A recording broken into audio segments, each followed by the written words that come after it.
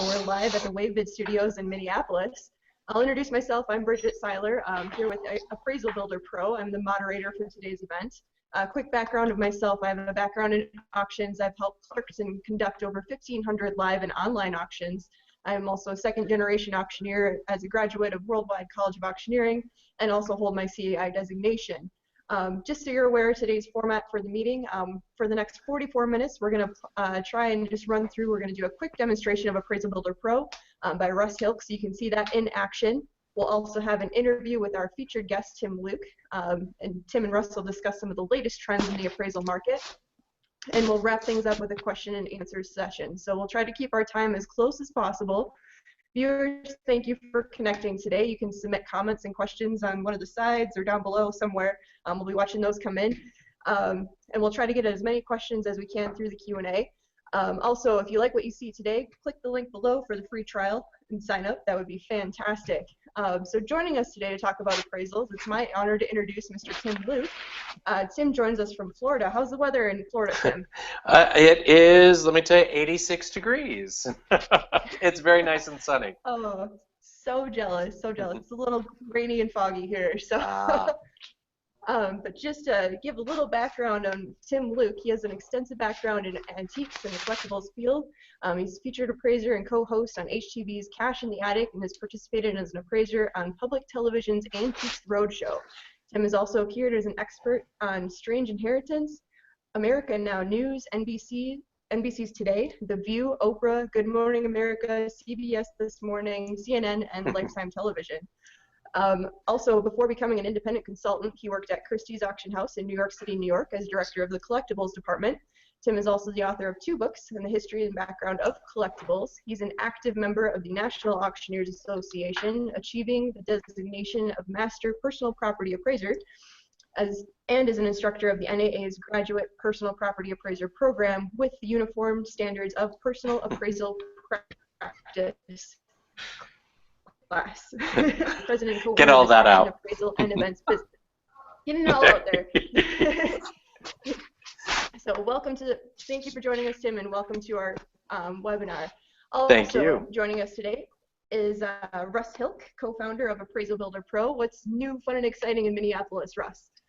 The snow is melting, and we're really, really happy about that. Beautiful, beautiful. Short and sweet. Right on. Quick intro for Russ. He comes to us with 15 years of experience doing commercial and industrial auctions and appraisals. Russ is a first-generation auctioneer and has worked all across North America in virtually every manufacturing environment, from Fortune 500 companies to small shops and everything in between. Russ started WaveBid Auction Software and Appraisal Builder Pro to produce the best software imaginable for auctioneers and appraisers. So thank you, Russ, for joining us as well. So first off, we'll start off. Tim, what's one thing you hope our viewers will take away from today's webinar? I think it's twofold, actually, for me, is that this is the simplicity of report writing. That's what this program does. But also the second thing is that it is a tool to use. Everything needs to be customized. So when you're going through and building your report, is not just clicking boxes and thinking that you're done, but thinking through all of the different things and customizing that appraisal specific for the appraisal assignment. Perfect, perfect. And Russ, same question over to you. What's one thing you hope our viewers will take away from today's webinar? Well, hopefully they have a little bit of fun and they can pick up a couple appraisal nuggets, just stuff they didn't know or something we can make a little bit more clear. What really kind of to follow up on what Tim said, this is just a tool. The appraisal magic happens with the appraiser himself or herself. It's a tool that hopefully saves time, makes it a little bit easier, makes a presentation beautiful, but without what happens right here between the ears of the appraiser, it's just dots on a paper. Perfect, perfect. Well, just to segue in then, Russ, I know we've got a little bit, you can show us a little bit about Appraisal Builder Pro. Do you have that? Sure. So what I'm going to do is take about 10 minutes and walk you through a couple of the things in Appraisal Builder Pro. My goal here is not to give you a full demonstration. It's just to give you kind of some of the highlights. And I will start by just, can you see that, Bridget? I can see it. Wonderful. This is my Apple phone. And what I'm going to do with this is launch our mobile cataloging app just to give you an idea of how simple inventory can be. So I'm going to take a photo. I've just got a coin right here, and we're just going to use this as an example. There's photo number 1 and photo number 2, and we'll see how this comes into play in just a second.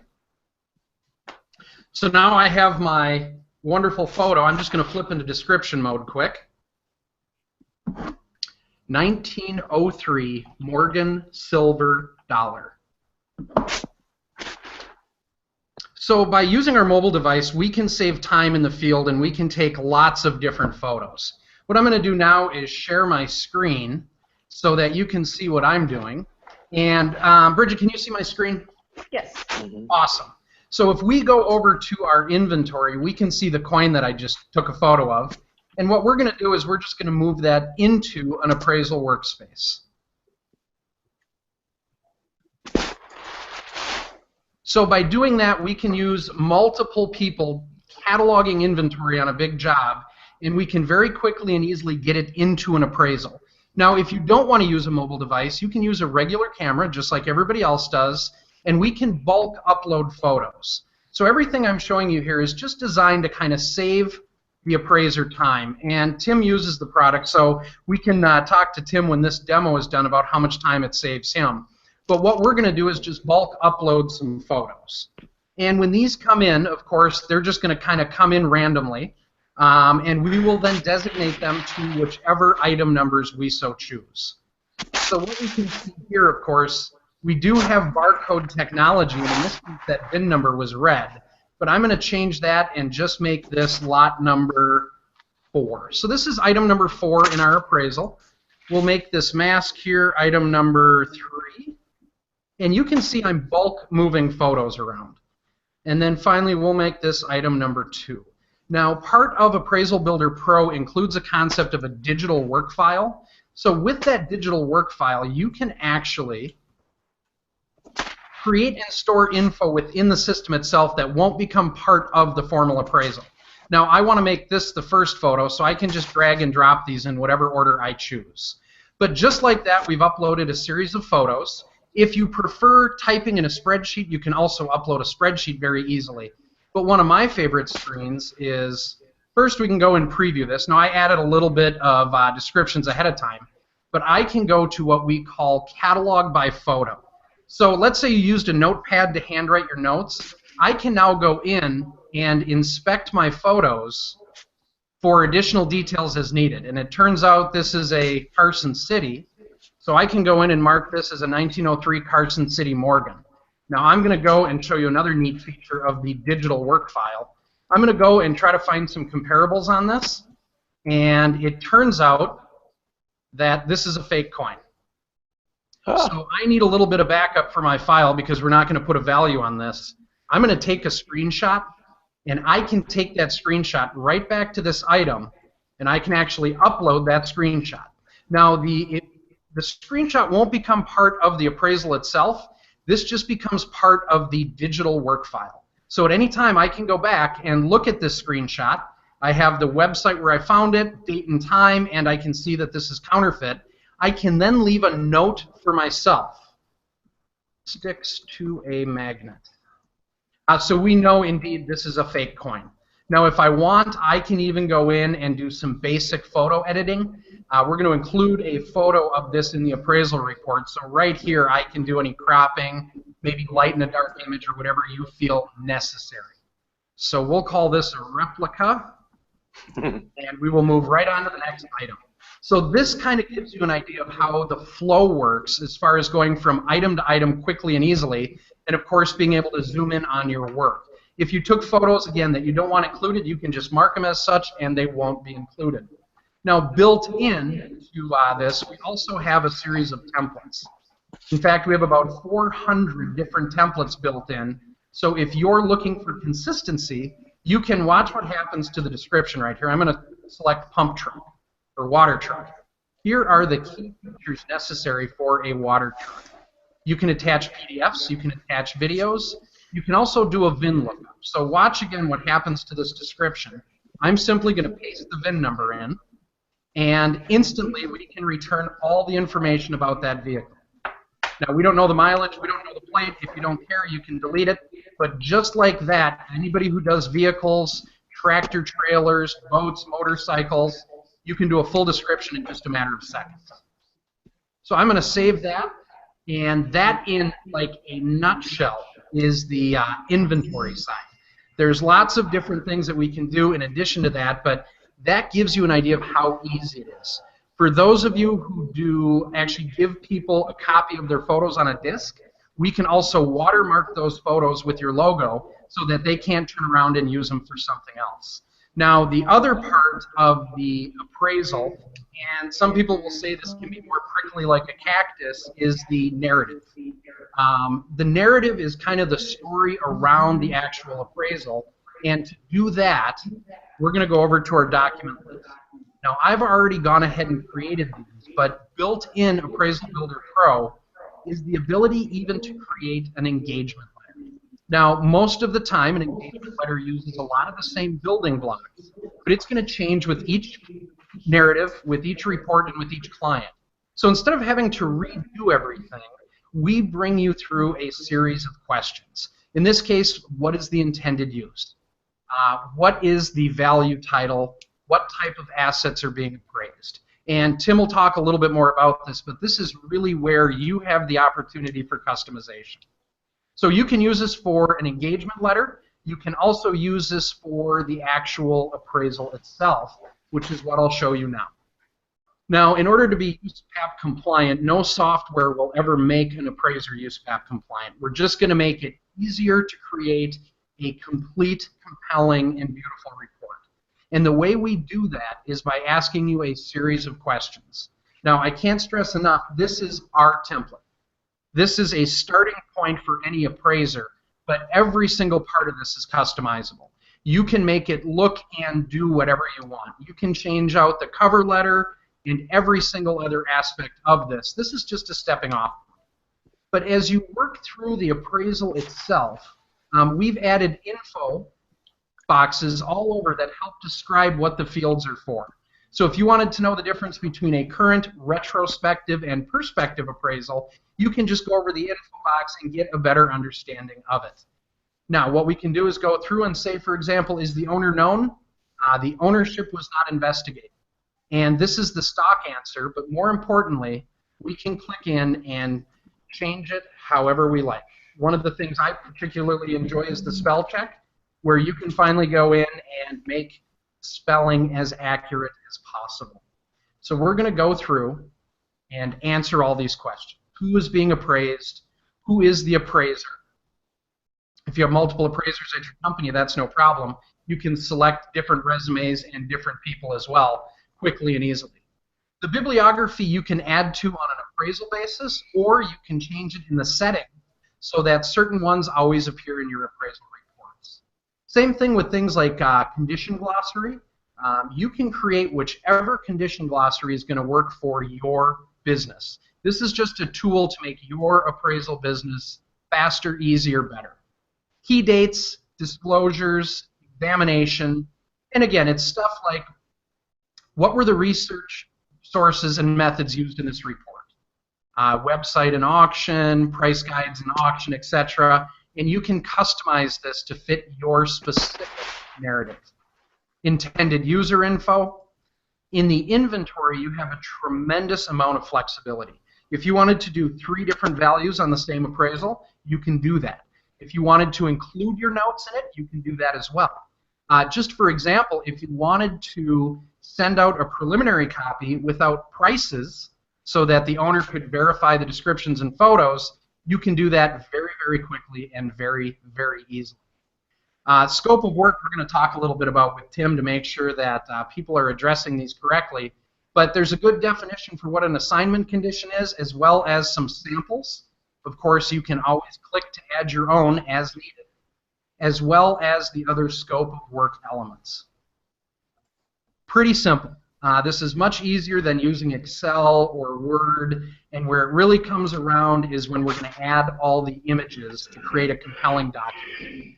So this would be an example of the document before we finalize it. Even here, if I wanted to change the cover letter, I could go in here and update the cover letter however I see it. And I can simply do that, review it, and save the document itself. Now you can have as many different copies of the same document as you want, provided you copy it before you make changes. So there's a lot of flexibility if you wanted to do value 1 in a report and then value 2 in a report. You can do that very easily. Now what I'm doing now is simply generating the PDF, and what you can see in a matter of minutes, we've made a 19-page appraisal. Now I think personally your logo is going to look a lot better here than the blue background, but that's just there as a placeholder. Same with your logo here. But we now have a completed cover letter, table of contents, the signed certifications to be USPAP compliant, as well as your wet signature disclosure. And we can work our way through the scope of work and the type of appraisal. This is the kind of thing your banker is going to want to see and really, be proud of, or feel comfortable with it as a value. Here's our assets, aggregated values, notes and comments. Here's our disclosures, our resume, our privacy policy, all the elements that you need in a good USPAP appraisal. Your definition of conditions, bibliography, and finally the photo appendix. One of the things that's great about this system is it's going to take all that time you spend on photos and automate it. So you don't have to waste time putting photos in different buckets or renaming or resizing. It's all done automatically for you. And if you remember the coin, we had that third image that was a screenshot. That's not part of the final report. So just like that, we've generated an appraisal. Now, once again, it's just a tool. If you're not comfortable using it, or if you don't really understand the process, obviously it's not going to serve you as well as it will a fully qualified appraiser. But that is about a 10-minute flyover of Appraisal Builder Pro. Now, right below the feed, I believe you can enter any questions that you guys have. So if you have questions on it, I think it's right there. Go ahead and type them in. Is it right there? If you have any questions, just pound them in. But what I kind of wanted to do is chat a little bit about with Tim about how you use it, and then just some general appraisal stuff, just to kind of get people back in tune with appraisals. Is that okay with you? Sure. Absolutely. So how long have you been using it, and how does it shape into your appraisal business? Well, I've been using it. We first were introduced to it at Conference and Show last year, and you were showing us the ease of just uploading photos and all of the different things, which makes a huge difference, especially when we're dealing with an estate that might have 300 items. It's easier to just really upload all of those items and then get the resolution reduced, and everything's organized so much easier. That is one of the biggest time savers. But having used it, looking at the product, I've also customized it for our business, utilizing our logo, taking out the blue, putting our logo in, changing the way some of the pages look. The other great thing is that you can also rearrange so that you can have your scope of work first. I like doing that because when right at the beginning, you see here's what we did, why we did it, how the analysis was done, what the methodology for the appraisal was, and then it goes into your approaches to value, and then it also goes into then the USPAP certifications. Those things can all be placed in there very, very easily. Uploading our digital signatures and putting everything together. So I've created our own TreasureQuest template for 2 appraisers. And that way I have the same standard things that I know that we use for every appraisal, but then customize each appraisal for that assignment, which is very important. Absolutely. So one thing just to extrapolate on what Tim said is if you wanted to start with a blank page and create your totally custom appraisal, you can do that within Appraisal Builder Pro. In fact, if you don't want to take the time to do that, what some of the bigger companies have done is they just send us an appraisal and we'll actually build your custom template into the system for you to use. which was So great. you don't like the scope of work, you want to change the cover letter. It's a very, very flexible dynamic system. That is what I really liked. Now, I do have to say that what you have put together in the cover letter reads well if it's one person, or you must customize it. And I will tell you, as an instructor for GPPA and reading the appraisals that people turn in from GPPA, they're not reading the cover letter. They're hoping that it's all, that the grammar is, it's so incorrect. And that's one of the big things that I have seen, is that you must go through and proofread your appraisal, or at least have somebody else in your office read it through and say, this doesn't make sense, there's a space missing here. You need to know how to tweak those different fields and to customize it for your business. Tim, would you say it's easy to use? Extremely. It's very easy for me. I know I picked up on it very quickly, and Greg has been using it, and he's a little more technically not challenged, but he does, things need to be a little easier. He's going to smack me right about now. But he has found it that there's a logical step in the way that this is put together. It's very intuitive, and that makes a difference, because when you are putting this together, especially the first couple of times that you're using it, do 3 or 4 sample appraisals. Do a divorce appraisal, do an estate appraisal, do an insurance appraisal, so that you can have samples and you're working actually with it, so that when you get a client, you're not wasting time trying to learn the whole system. And that's what I did. I spent 2 weeks just kind of customizing it, because I really wanted to have those samples down. I wanted to get our logo incorporated. I wanted it to look like our own product, a different type of thing. And you can change, what I love is that you can change the fonts, you can change the way that certain things show up because of all of the fields that you're typing in. You can have that value definition or that value type show up in other places if you need that. And so I was able to customize it so that it addressed all of what we do in our estates and divorce appraisals and insurance appraisals. Excellent. Now, you mentioned GPPA. What is that? That is the NAA's designation for Graduate Personal Property Appraiser. And it is a designation that is given to students that go through, there's a 5-day class, and you must also take the 2-day USPAP class, which is the Uniform Standards of Professional Appraisal Practice.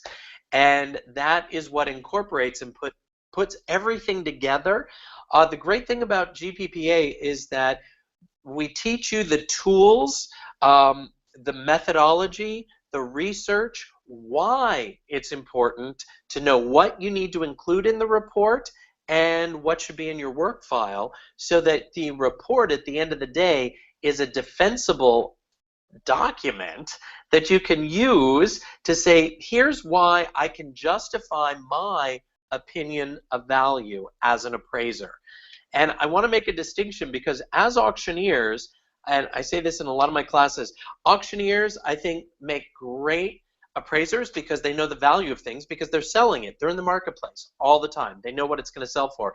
But they're the worst when it comes to report writing. And this tool really helps that. But again, you've got to customize it and you have to proofread it.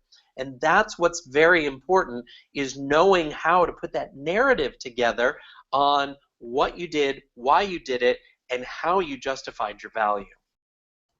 Okay, so as far as the narrative goes, and now you're an instructor both for GPPA as well as USPAP, correct? Correct.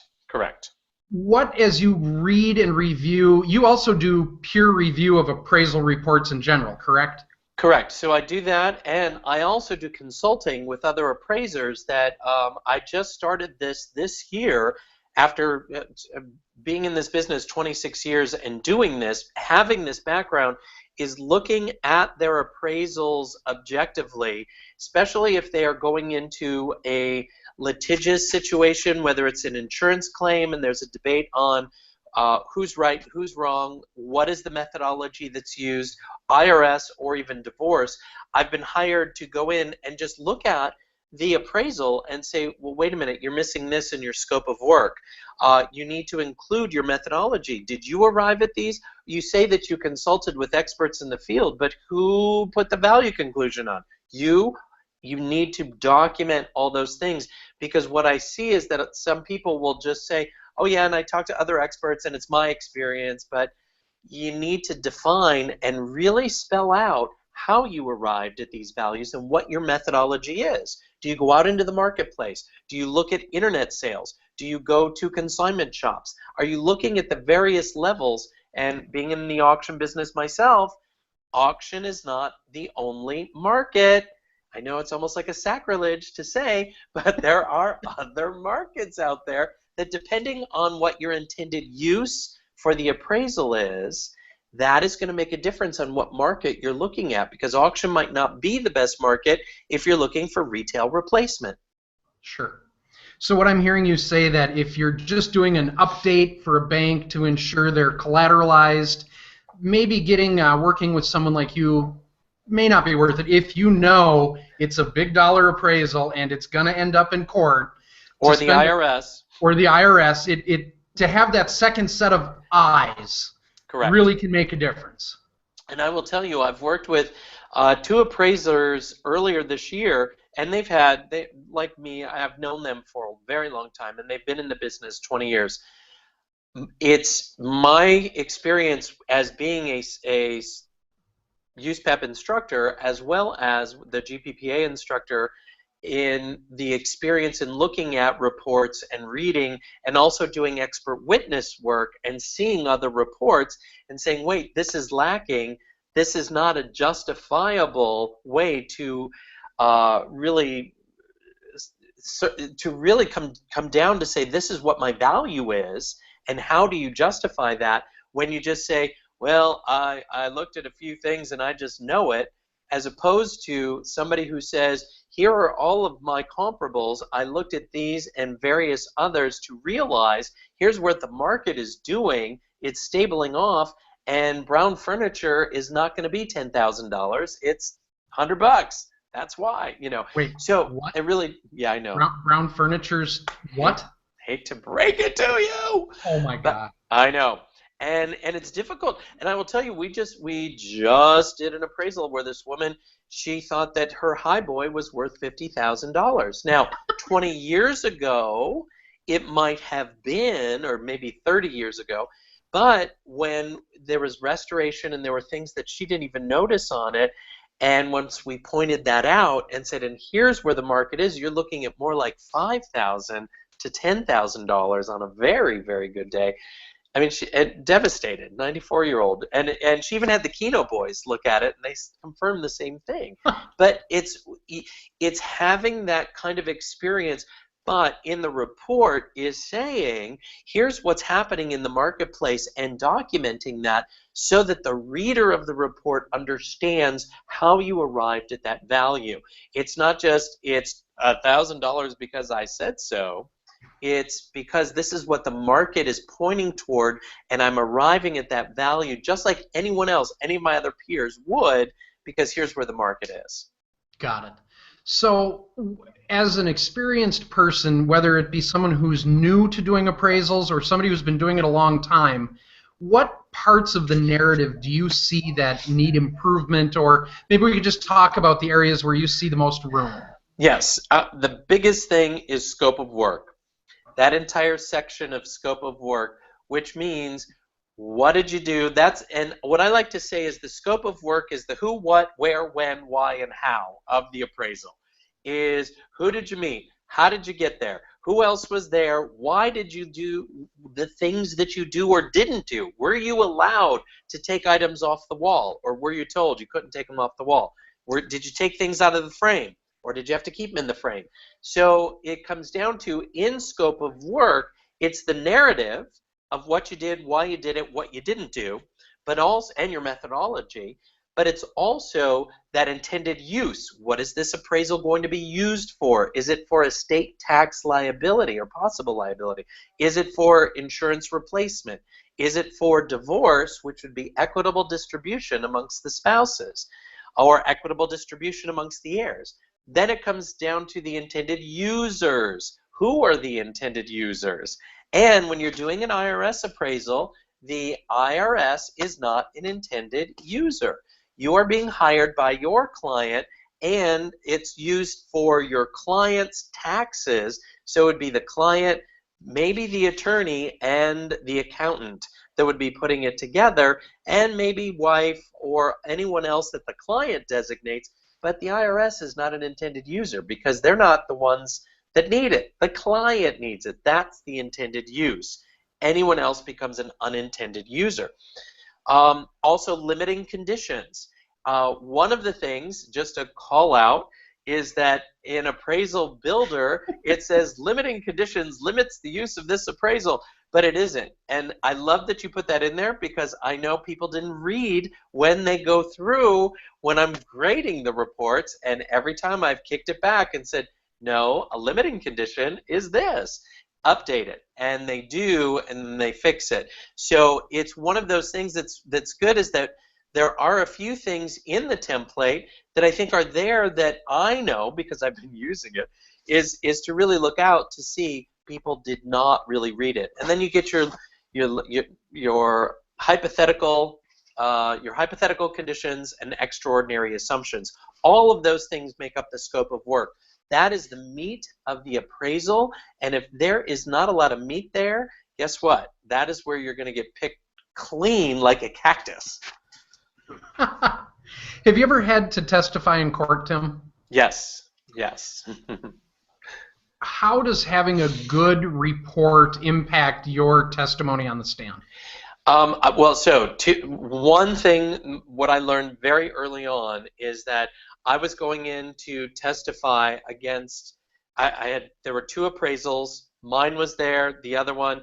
I got right to the courthouse steps. The attorney came out and said, you wrote such an incredible report, we don't even need to go in. The judge threw out the other report, looked at yours, and said, this is far superior. Now, it isn't that, oh, I've been doing this forever, I don't say that story for this, and that, oh, I'm such a good appraiser. It is that I knew the scope of work is going to be the most important part of an appraisal. I filled all those things in. I just did my due diligence where the other appraiser did not. And they just relied on one word or a sentence, here's what this is, and really didn't go into detail. That's what's going to set your reports apart. So in that case, I didn't have to testify. In other cases, I was able to just use my report as it's in the report. Here's what I did. Here's why I did what I did. Here's what I didn't do. I didn't consider that because it didn't make sense. And then move on, and it's all documented and laid out there, where in other reports it might be questionable if you don't fill all those things in. Oh, I just lost you. I can't hear you. I bet you can now. Oh, there. Yes, I can. Were you that on magic mute button? Who knew? Somewhere there or here. Bridget, are we getting questions? She's on mute too. There we go. There she is. Yeah. There's a few questions coming in. A lot of them are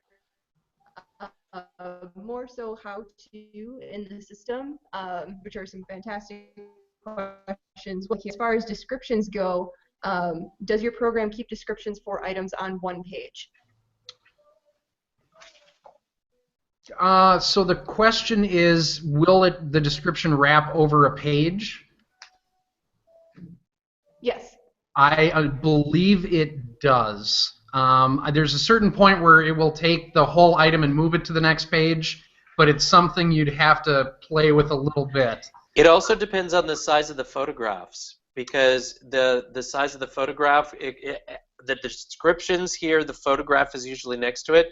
So depending on the size of the photo will also determine on how much of the page it takes up. And just to give you an example of the flexibility, we have 1, 2, 3, 4, 5, 6, 7, 8, 9, 10, 11. There's 12 different sizes for the photos that you can use. And you can differentiate between the primary image and the appendix if you want to have different size photos.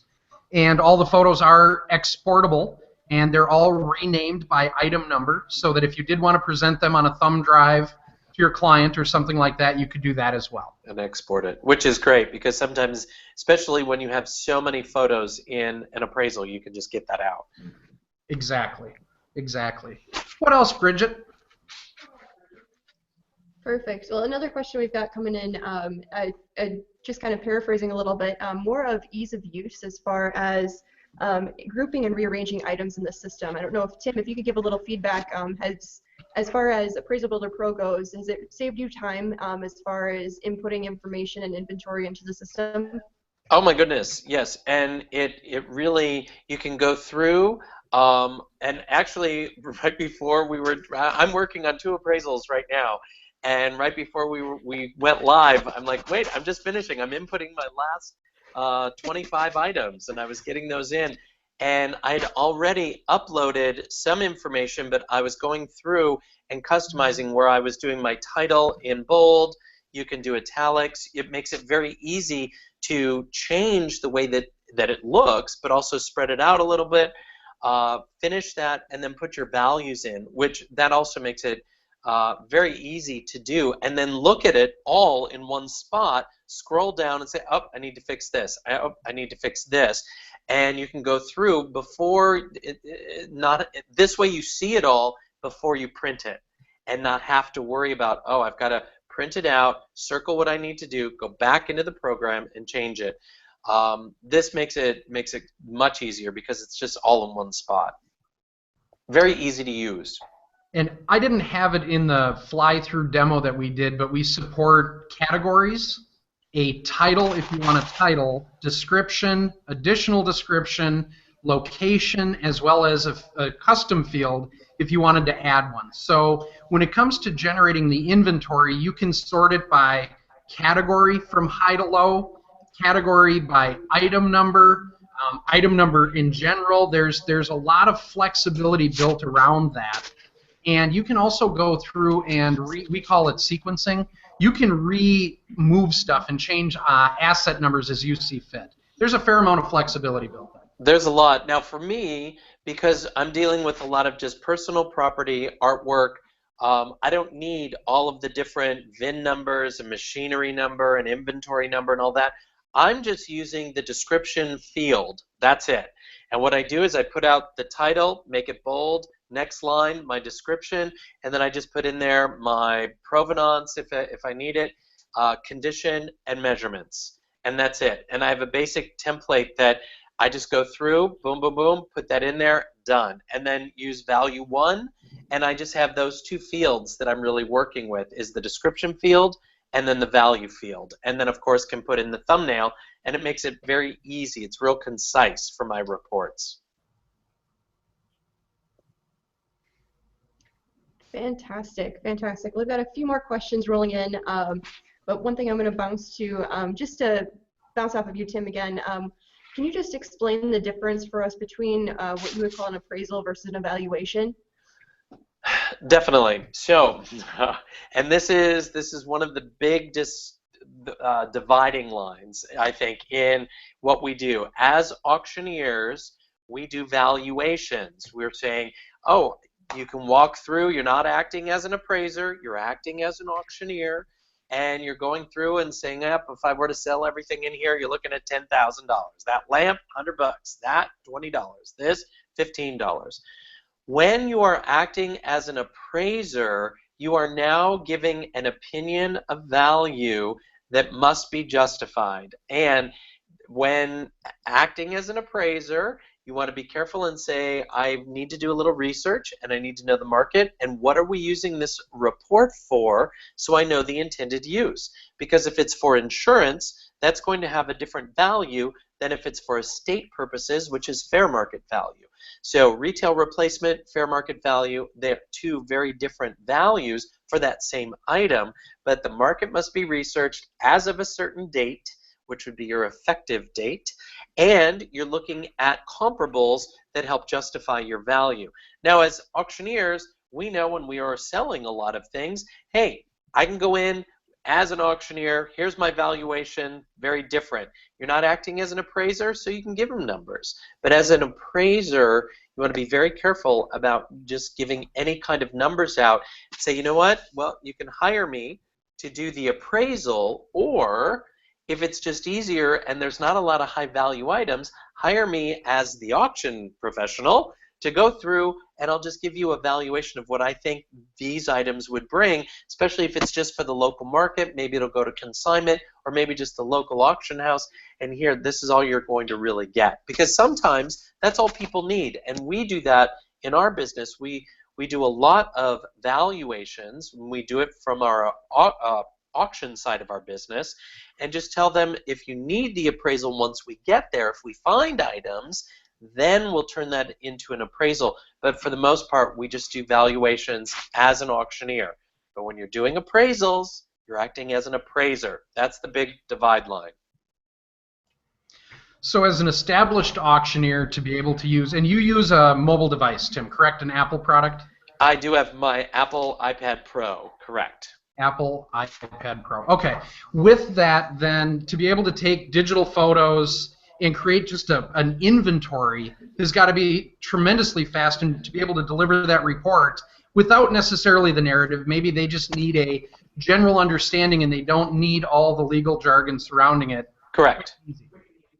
No, it's much easier, and what we were doing is inputting on one Apple device, the iPad, and then photographing on the other Apple device, our iPhone, and merging those two things kind of together to try and then put it all together, where with this, it's so much easier that I think that's one of the huge features, is because of this lotting factor that you have for the auction side of your software really works out for the appraisal side of the software, because that inventory feature makes it so much easier to link all those photos and descriptions together very quickly. Well, and I guess one thing I should add that I neglected to mention is Appraisal Builder Pro is cloud-based. And what that allows you is to have multiple users working on the same information at the same time. So what's great about that is you can have one person taking photos, another doing descriptions. You could have one person in a house, and somebody could be back in the office writing the descriptions based on those photos. Correct. You know, prior to really having real cloud-based software, you end up with all sorts of different inventories, and that can just get prickly like a cactus trying to keep everything straight. It's really difficult, and I think that is one of the biggest time savers that I have found, because not only the inventory side of it, but also then the merging of that with the rest of the document when it comes time for the narrative and what you did, where you did it, what date you were there, who the client is, all of that stuff goes right together and makes it one central location, which really makes it much easier. Awesome.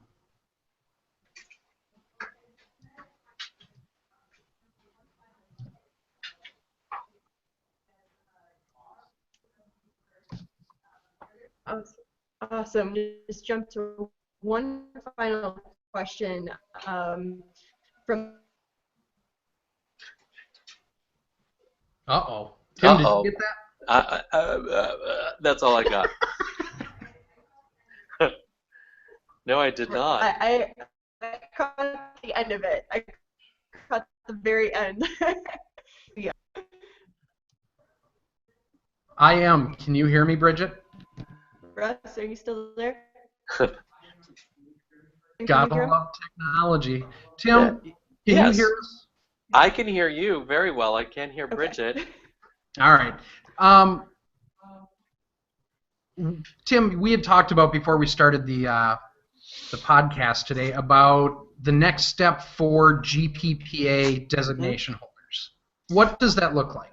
Okay, so I'm the MPPA, which is Master Personal Property Appraiser, and we are expanding that. The NAA is going to be announcing more information about how to achieve that designation, which if you've had your GPPA for a while and have done appraisals, this tool will help elevate your appraisal writing.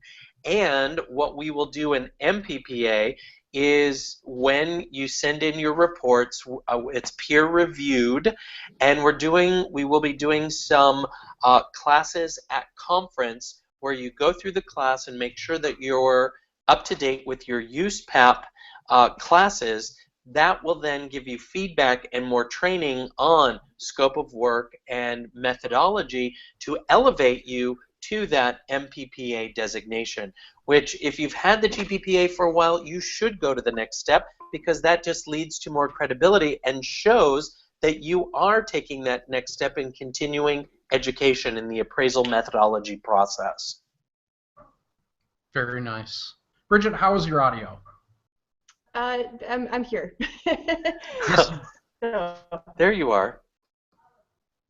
And she's gone. Perfect. Can you hear me now? There we go. Yes. Awesome. Well, that is kind of getting us to the end of our time here with our. And she's gone. And that's how we wrap up one of these.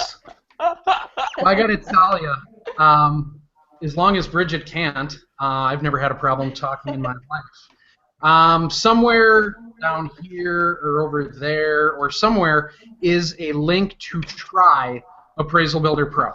And what we're doing right now, because I don't know why we're doing it, but you can try it for free. We actually will walk you through an in-depth setup where we can add your digital signature, customize it to a degree for what you want so that you can try to get an appraisal report out. That's at no cost. We're running that right now at March 15th, 2016. That may end by the time you're watching this.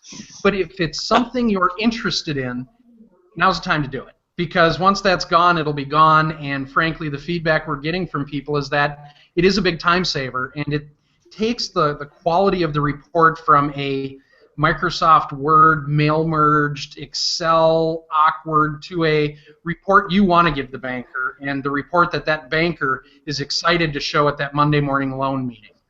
We'd love to have you as part of the user base, and that's kind of my spiel for today. I think that's great, and I think that if you do need help with your appraisals, call me. But you should know that what is built into the template is there's a lot of stuff there, but you must read it, read through it, proof it, so that each appraisal assignment is unique. That's what I want to leave you with.